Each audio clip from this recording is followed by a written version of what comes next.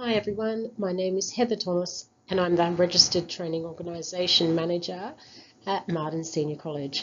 Welcome to our online VET information session. This session is for students who want to enrol in one of our VET courses in 2022. This slide lists the topics we are going to cover in the information sessions. We have some items that we need to tell you about as a registered training organisation and some specific steps that we can take you through about how you can enrol with us. Okay, let's go into the next slide. Our RTO has a code of practice. Our full code of practice can be seen on our website in our RTO policy handbook. This slide lists some of the main principles we follow here at Marden Senior College RTO. We ensure that your rights are protected and that you receive the services you signed up for. We meet our legal obligations. We ensure that equity and access principles are stuck to.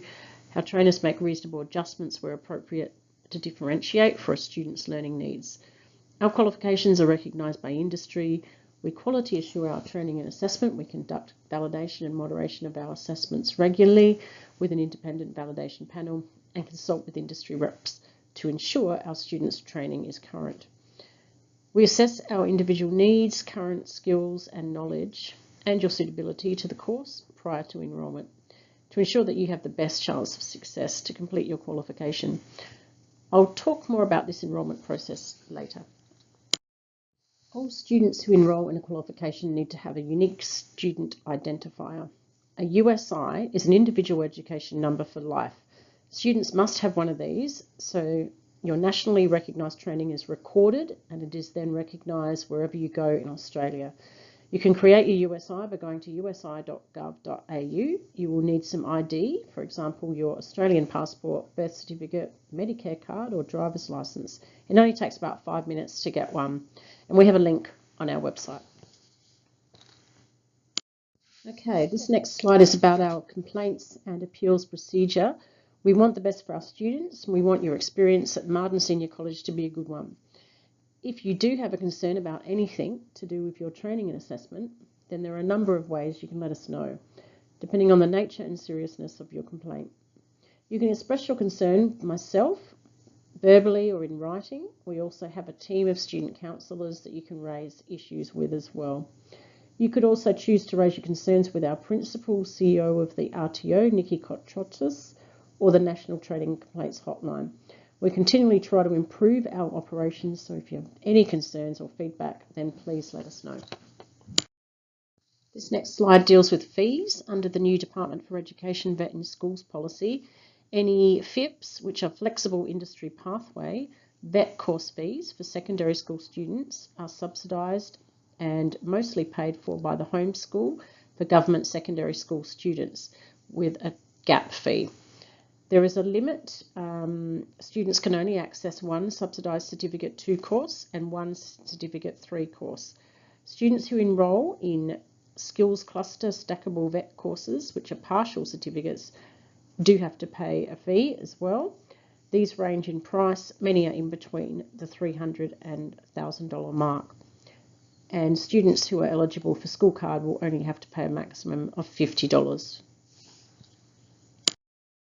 Marden Senior College is a senior college. We only have students who are studying Year 11 or 12 or VET on campus here. We have an adult learning environment. Students are not expected to wear a school uniform, though some VET courses may have some specific industry personal protective equipment, work clothing expectations. Students who are doing a VET course that has a work placement component are expected to complete the appropriate WHS course with their home school before they start a placement. They're also expected to find an employer who is willing to take them on for a work placement and complete all the necessary paperwork with their homeschool VET coordinator and us before they start the placement.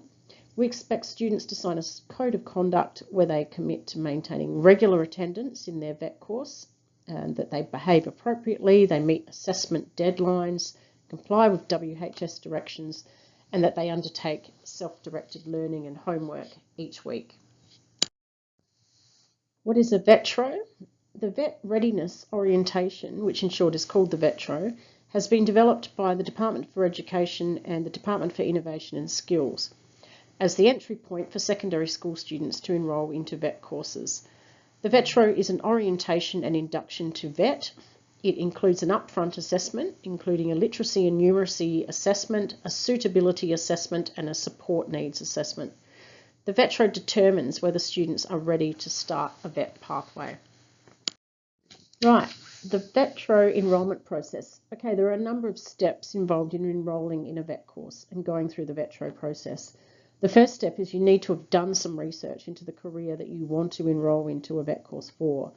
You should be able to demonstrate that you have some knowledge of this career pathway and the industry and job outcomes.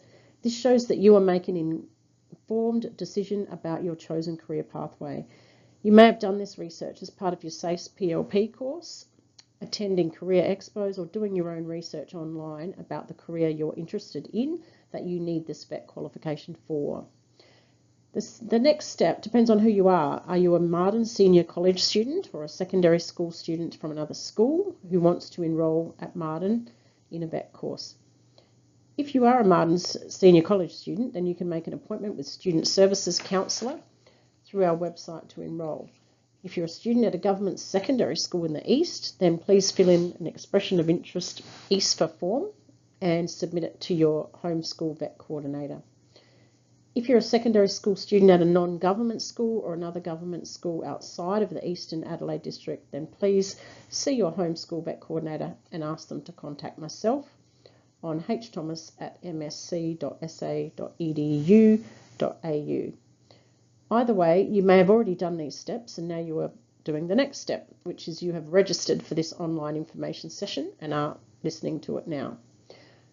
After you've watched this information session, you will need to complete an online referral form. This has to be done with your homeschool VET coordinator and your parents and caregivers if you're under 18. The online referral form is submitted online by your homeschool VET coordinator, and you need to give them evidence of your VET pathway to attach to the application. The evidence of your VET pathway could include, for example, if you're interested in doing Certificate 3 in Screen and Media, you could include a copy of your report showing a C or higher grade for a related media subject that you've completed at your home school, for example, Year 10 Multimedia, or a portfolio with evidence of your work that you've created in screen or media. E.g., you might have created some films or an animated game that you've created. This could all be tendered as evidence. You could have also undertaken some work experience at a media company, so you could include your work experience report showing dates, hours, duties undertaken. For Certificate 3 in Education Support, you may have done some work experience with a primary school, so you would include your work experience report showing dates, hours, duties undertaken. Or you may have done a first aid unit of competency, provide first aid, that you can show your statement of attainment for. The next step is for your home school to fill in a suitability and support needs checklist about you and your ability to communicate effectively, your aptitude for learning, your career goals, are they aligned to the VET course that you want to do, your level of understanding about the pathways this VET course will lead to, employer expectations and working conditions in this field of employment, your understanding of and ability to meet industry requirements, such as minimum age or police checks, your ability to meet course requirements related to prerequisites or training and assessment performance criteria, your understanding of the VET course expectations, delivery methods, location of training, recognition of prior learning, work placement and attendance requirements. You will then be invited to do a literacy and numeracy test under supervision on a computer. This test is called a snapshot reading and numeracy indicator. If you do not pass this test, you'll have the opportunity to sit for a second literacy and numeracy test. If you're still not successful in the second test, then you will need to do additional literacy and numeracy study back at your home school until you develop your skills up to a certain level to have another shot at the test. After you've successfully passed the literacy and numeracy test, then you will be interviewed by us about your suitability and support needs. If we are happy that you are suitable to successfully complete the qualification, then we will offer you a place in the course and you can be enrolled.